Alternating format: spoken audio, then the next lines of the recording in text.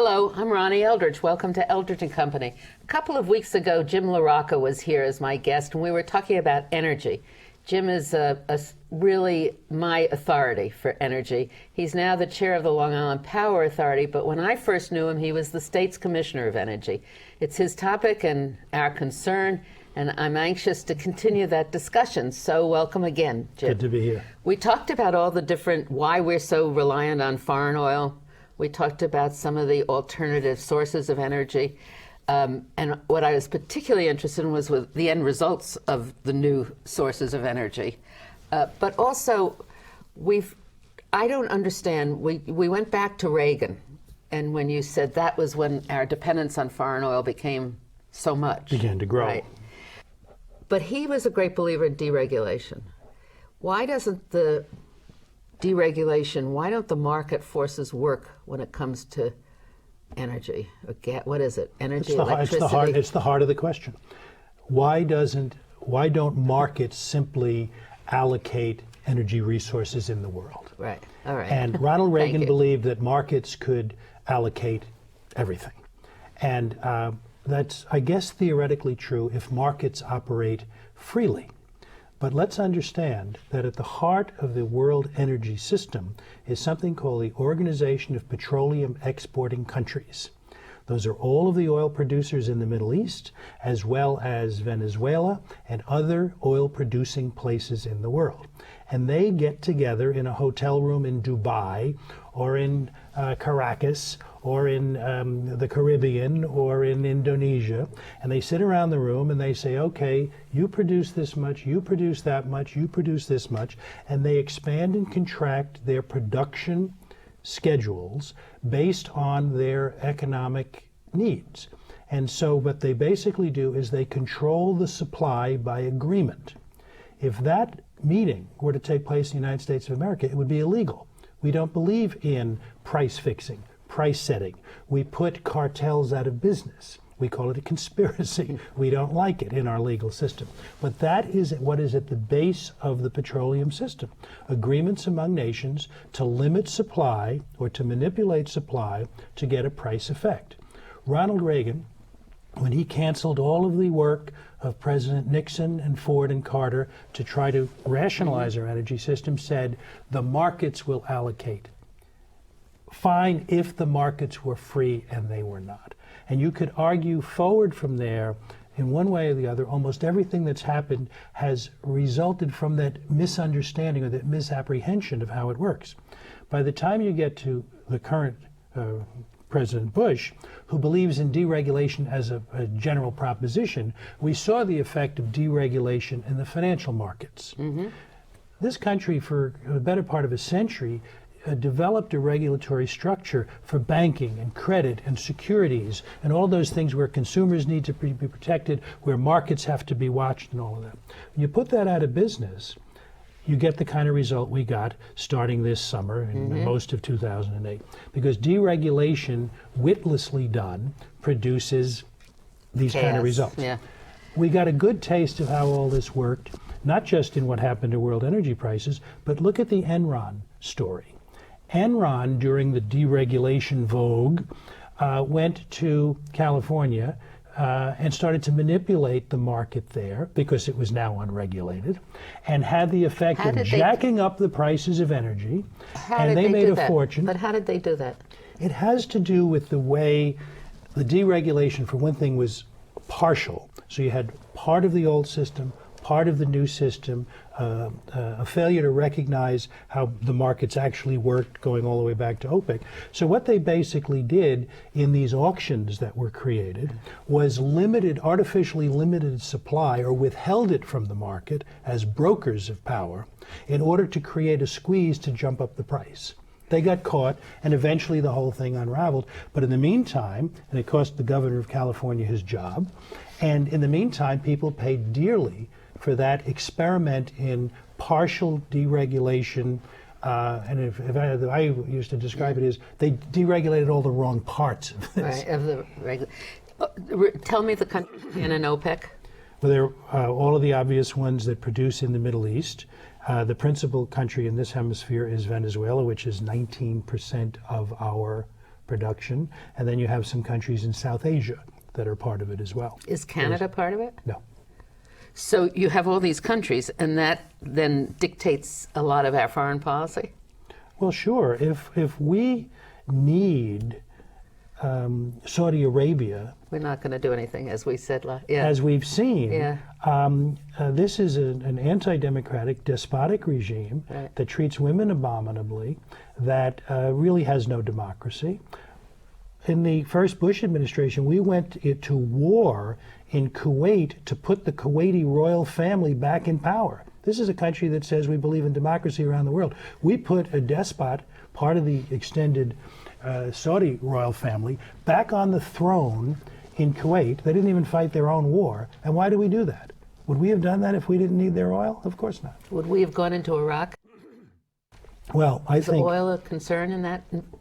I think it's impossible to answer that question, but it clearly we have never done that kind of an undertaking where something like oil wasn't at stake. I think it was also bollocksed up in all kinds of ideological and other theories about the world. Is Iraq part of OPEC?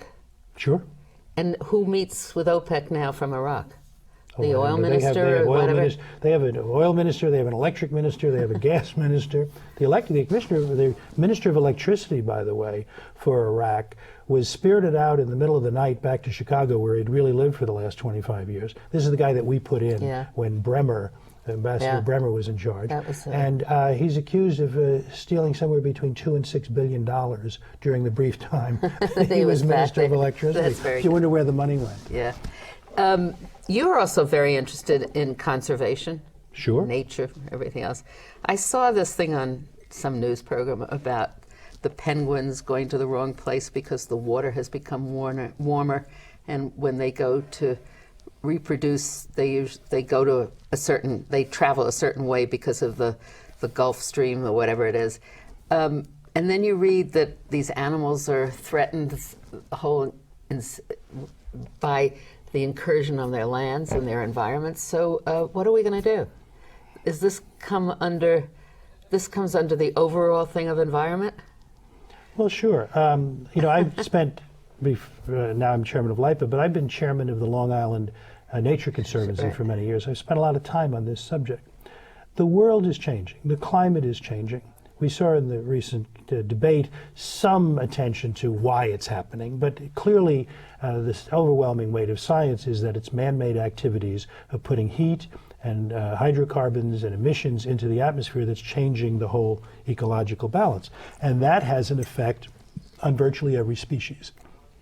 And we are seeing the polar caps shrinking in size. That's measurable. It's not an ideological debate. It's a scientific fact at this point.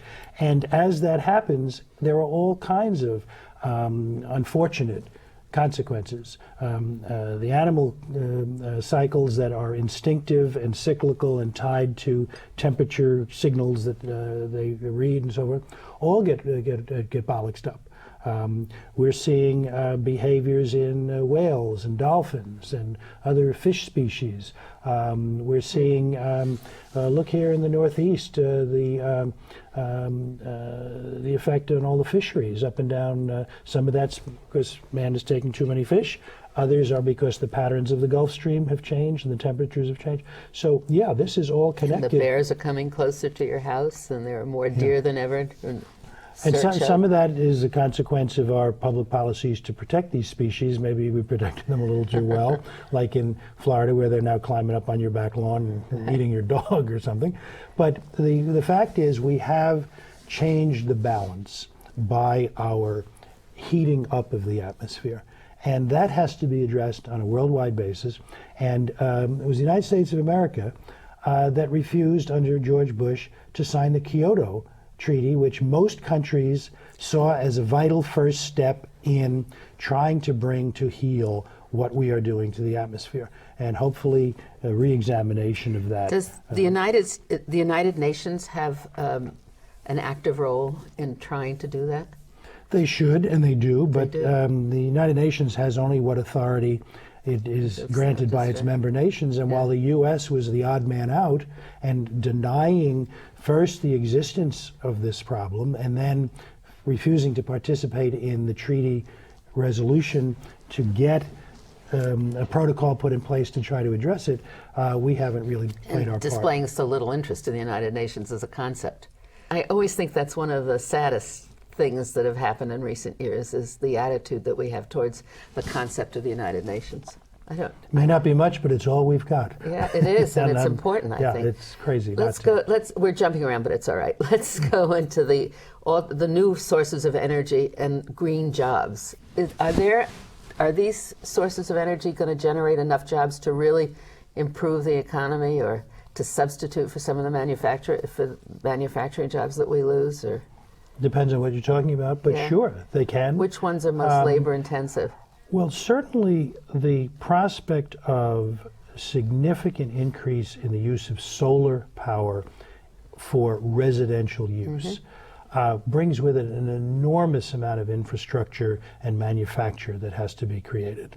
And there's also, related to that, photovoltaics. You have perhaps one in your watch, and I have it in my little calculator. But there are applications increasingly sophisticated that can have application at home as well. And to the extent that we, in our building codes and our use patterns, begin to make greater use of that, the demand grows, the manufacture grows. I know there are economists who conjure numbers. I don't know what they are, but sure, that's a very important potential. There's some governmental policy that has to support that, particularly a place like Long Island and here in New York City, where New York City is its own problem because of multiple dwellings. You can't stack enough solar to have a big impact. But in the residential suburban America, local land use is in the hands of the most local level of government, and a lot of them are resistant on the aesthetics. So the aesthetics of solar installations has to improve, and in some places it is. But yes, that can generate more jobs. So what happened to Lilco? Explain. The Long Island, what was that? Long Island, what? The Long Island Lighting Company. Lighting Company. The Long Island Lighting Company was the consolidated company from the 30s and 40s and 50s and 60s, run by a bunch of good-natured, middle-aged oil executives, a couple of lawyers who ran utilities, generally protected by the regulating from their own mistakes. And then the leadership of Lilco decided to build a nuclear power plant on Long Island in the middle of a suburban population. And they got their heads handed to them. They blew up the company, they lost the company, they didn't build the nuke, and eventually the state of New York stepped in to create the Long Island Power Authority to pick up the remnants. Well, it happened in two stages. In 1988, Governor Cuomo authorized LIPA to come in and take over Shoreham, the nuclear power plant that shouldn't have been built and which cost billions of dollars, and to decommission it, to put it out of business. 10 years later, Governor Pataki came in and had LIPA take over and the transmission and distribution system on Long Island from Lilco, and then Brooklyn Union Gas, which became Keyspan, took over the generating plants. So now you have this Rube Goldberg arrangement where on Long Island, the generating plants at Northport and Port Jefferson, these other places, are owned by Keyspan, which is now owned by the Brits. So that's National Grid. And they are under contract to LIPA to supply power and to operate the system. So if you put it on a chart, Rube Goldberg would have been proud because it looks like everything with a shoe kicking the chairman on how it all works. You mentioned Rube Goldberg, and I know this is so off the thing, but I knew Rube Goldberg because he was one of my closest friend's fathers, and we used to spend New Year's Eve and everything else. And he had a summer home in Northport. On the beach, and it was always so interesting because I always thought he played croquet on the front lawn and then the back was the beach and you saw the stacks. Oh, that close, yeah. Well, they're still there. It was so interesting. And he would appreciate this arrangement because it's a classic Rube Goldberg cartoon. What about Con Ed? What is that like now? Con Ed is, as it has always been, a favorite target in the city. Sometimes it makes it very easy for people to be angry at them. They seem to manage public events badly sometimes. And of course, the problem that Con Ed has, and we have on Long Island and everybody else has, is costs go up. You can't see what's happened to the price of oil and see what happens to your price of gasoline in your car and not recognize in an oil-dependent region like ours that the cost of electricity will go up along with it. And that's what's happening.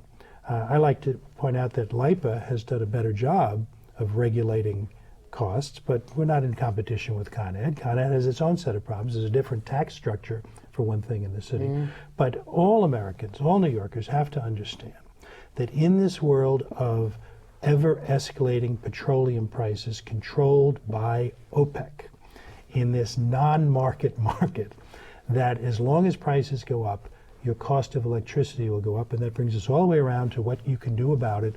And what you can do about it is regulating your own use as much as possible and availing yourself of the programs that government should have and should fund. In the financial crisis, when small businesses are going to have more difficulty with the credit and stuff, are gas stations owned independently, or are they owned by oil companies? There's a combination. There are everything from unbranded that buy their gas on the spot market, and in good times they're lower than the branded ones. Then there are owner-operated, under franchise with the companies, and then there are the companies actually own their own. So if those owners of smaller stations, but they sell Mobil, Exxon, or whatever, they most likely will be financed by the big oil company, right, to continue working if they, for some reason, fall into. Well, the whole petroleum system in a state like New York operates, a gasoline station system, operates on a 3 or 4 day throughput system, meaning there is always 3 or 4 days worth of gasoline moving from the refineries to the tanks, to the trucks, to the station, and back and around and into your car. In 1979, the last time we had big incidents of gas lines in the state, there was essentially a consumer panic, precipitated by the Secretary of Energy for Jimmy Carter, who said there were going to be gas lines on Memorial Day. And what did everybody do as soon as they heard the Secretary of Energy? They went to the gas station, created a line. So I'm riding down the street and I said, there's a line, I better get online. Before you know it, we sucked 3 days worth of gasoline out of a 3-day system, and it took like 3 weeks for it to catch up. So there's all of that goes on. But it is a throughput system that moves on a continuing basis, and any kind of interruption, real or psychological, can have an effect. Now, people who sell it, the gas stations, are always in a credit arrangement with their suppliers. And to the extent that credit starts to tighten, because their supplier has their credit tightened all the way back up to their suppliers, you begin to get a credit effect in that market too. We haven't seen as much of it as I might have imagined, fortunately. And these are all arrangements that have long-term life to them. And so hopefully if things are beginning to ease because of the fiscal package and credit is beginning to ease, then we shouldn't see too many other effects. Explain this once more before we end the program. OPEC determines how much oil is going to be released into the market, They set for themselves production quotas that they agree to mutually. Right. That's right. I agree. Then what happens? The companies buy. How do the large oil companies make so much money? By buying low and selling high. So the price increase is basically. I thought the price increase was a result of setting a low quota. Well, to the extent that the quotas are held tightly to force price up, that's a factor too. But in the case of ExxonMobil and the huge world companies, Royal Dutch, Shell, and all of those, you can't really separate them from OPEC because they're in those countries. In fact, one of George Bush's legacies in Iraq was to give the biggest American oil companies a spot in the Iraqi system that we first destroyed and then put back in effect, and they get to keep all the money and we get to buy the oil and all. So OPEC is not just those foreign governments. It is those foreign governments in their arrangements with the world suppliers, which in many cases are companies that are in it for the business, and the business has been very good to them in the last couple of years, in part because of these failed half-witted notions about how the markets really work. And so at the end of the day, you can see that an ExxonMobil can make $40 billion and be perfectly comfortable with it, and a president who thinks that that's as it should be. So are they immune to any financial problems in stock markets and things? I don't think anybody's immune right now, but to the extent the world economy is contracting as a result of this, and then demand contracts along with it, then OPEC suppliers will then have the choice of leaving too much in the system and therefore prices come down, or they begin to tighten supply to hold prices. So at any point in time, any given day, that's the dynamic of what's going on. Supply and demand, except supply is not determined just by demand, it's determined by agreement, which I call conspiracy.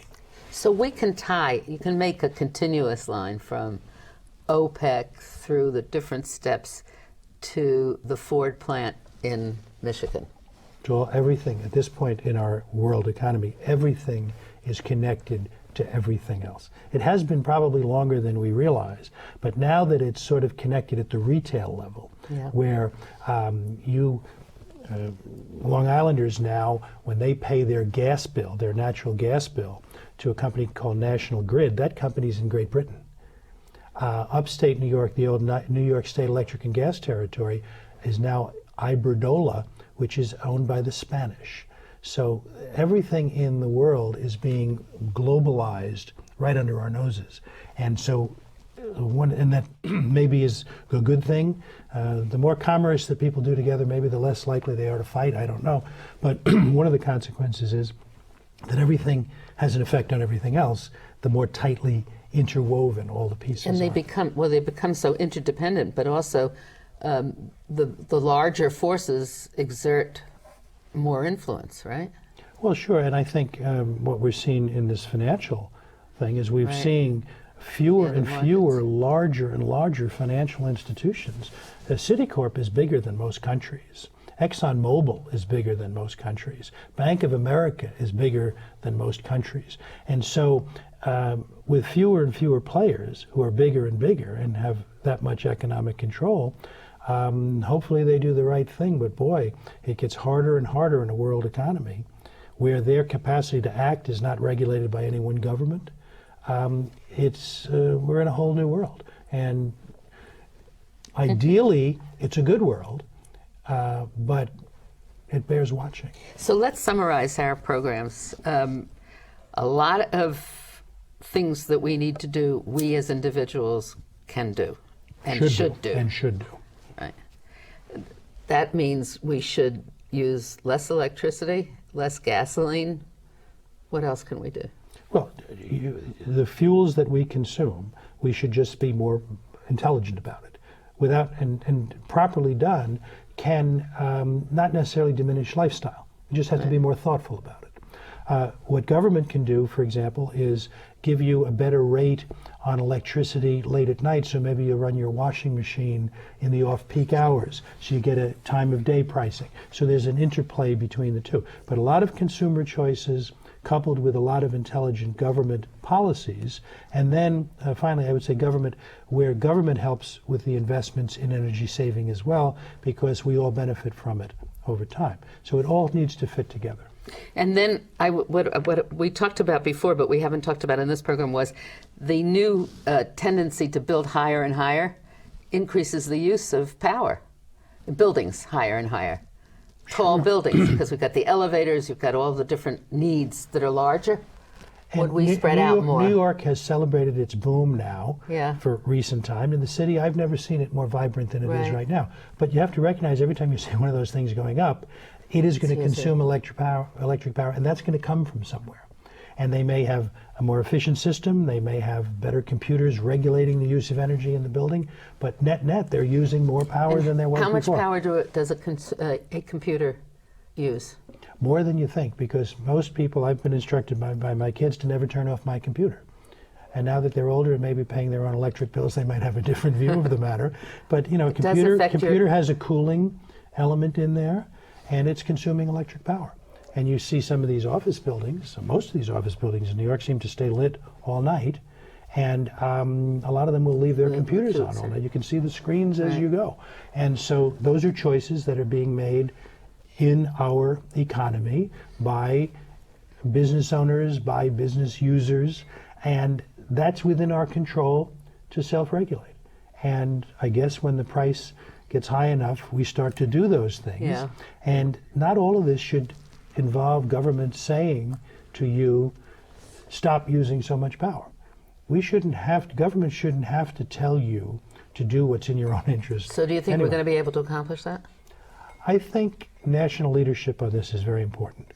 For the Reagan era forward, we had a national idea that we'll let the markets take care of this. We'll get out of the energy business, and we went from 18 or 19% OPEC dependence to 70%. Right, so the proof is in the pudding. That didn't work. So we need good leadership. And we deregulated and we got Enron. So what are the lessons of all this? Intelligent government, intelligent regulation, intelligent consumers, good policy. It's a good combination. It should work. Thanks, Jim. Okay, thank you always.